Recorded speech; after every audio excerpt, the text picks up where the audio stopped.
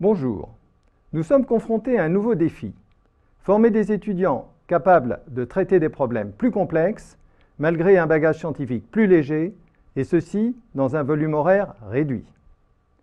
Il est aujourd'hui reconnu que l'utilisation pédagogique des TIS, et notamment des simulateurs, peut être une solution à ce problème. Mais attention, leur introduction ne porte pas seulement sur la forme, mais amène aussi souvent à reconsidérer le fond, c'est-à-dire le contenu même de l'enseignement.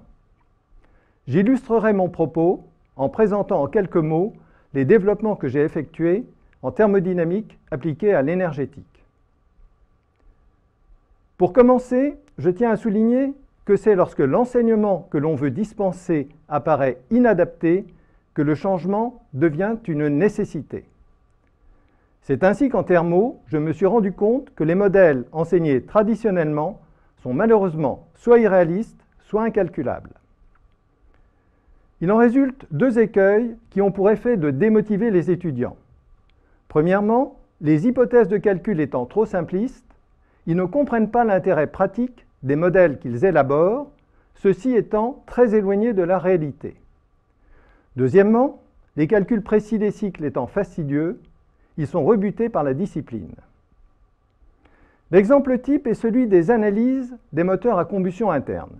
À ma connaissance, dans la quasi-totalité des enseignements de premier et second cycle dispensés dans le monde, on considère qu'ils sont traversés par de l'air, supposé être un gaz parfait. Comment, avec de telles hypothèses, espérer intéresser des élèves qui, aujourd'hui, se soucient de l'impact environnemental de ces technologies? Un moteur à air n'a jamais pollué et ne polluera jamais. Le message subliminal qu'on leur adresse est le suivant. Cet enseignement est à la fois très rébarbatif et totalement inapplicable. Il ne vous servira à rien dans votre vie professionnelle.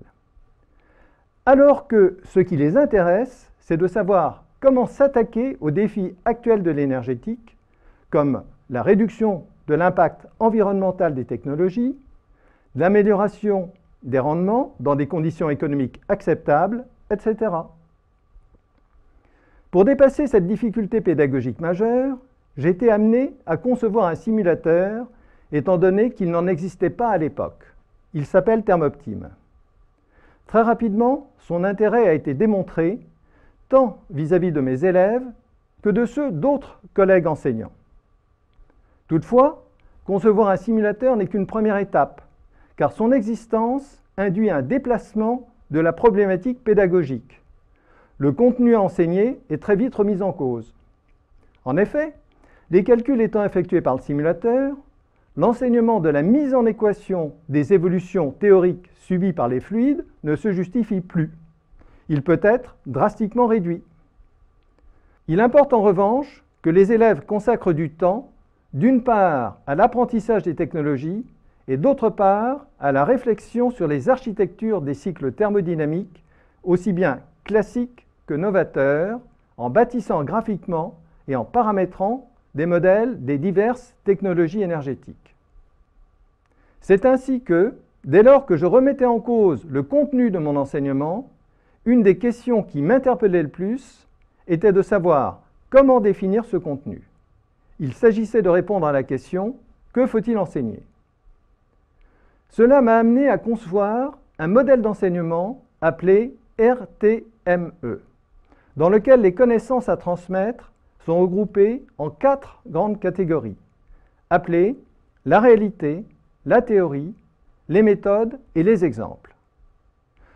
Ce que j'entends par réalité, c'est la nature et la technologie, les faits observés, la matière, le terrain, etc. Il faut guider les élèves dans leur découverte du monde. La théorie, c'est un schéma explicatif mettant en évidence les ressemblances entre les différentes observations de la réalité et les expliquant de manière à la fois cohérente et aussi simple et générique que possible. Ainsi, la théorie, d'une part, constitue une grille de lecture de la réalité et d'autre part, sert de guide pour l'élaboration de méthodes de résolution de problèmes, c'est-à-dire d'outils opérationnels.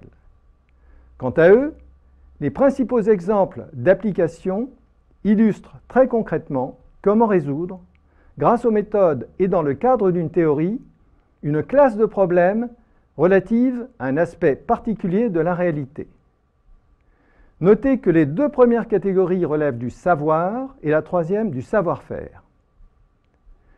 Thermoptime et son approche pédagogique commençant à diffuser, une petite communauté d'enseignants utilisateurs s'est progressivement constituée, les échanges faisant ressortir, d'une part, des besoins en développement complémentaire et d'autre part, un intérêt pour un partage et une confrontation des expériences, ainsi que pour des discussions plus approfondies sur les aspects pédagogiques.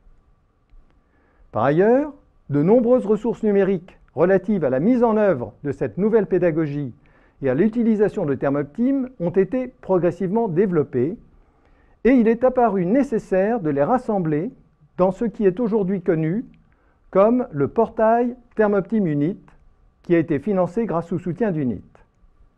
Cet environnement permet d'accéder aux ressources numériques existantes de diverses façons selon les objectifs poursuivis. L'ensemble des utilisateurs dispose d'une palette de ressources permettant de définir de multiples scénarios d'usage. Comme on vient de le voir, la technologie peut induire un bouleversement du contenu à enseigner. Et l'utilisation des TIS peut permettre de renouveler profondément les approches pédagogiques. Ainsi, des démarches analogues ont été mises en œuvre dans plusieurs disciplines. En électronique, en génie électrique, en mécanique des fluides, en génie des procédés, et même en mathématiques, avec des outils comme Mathematica, ou en automatique avec MATLAB. Il s'agit d'une tendance lourde qui s'explique parfaitement dès lors que ces simulateurs encapsulent un savoir très élaboré qu'il est inutile d'enseigner à tous les élèves. Certes, ces outils apportent beaucoup, mais il y a un risque important que les savoirs sous-jacents aux simulateurs ne soient pas bien maîtrisés et que leur usage conduise à des conclusions erronées. La formation doit être très vigilante sur ce point. Par ailleurs, si nous nous projetons dans l'avenir, se pose une autre question. Comment pourrons-nous conserver ou recréer ces savoirs s'ils ne sont plus enseignés ?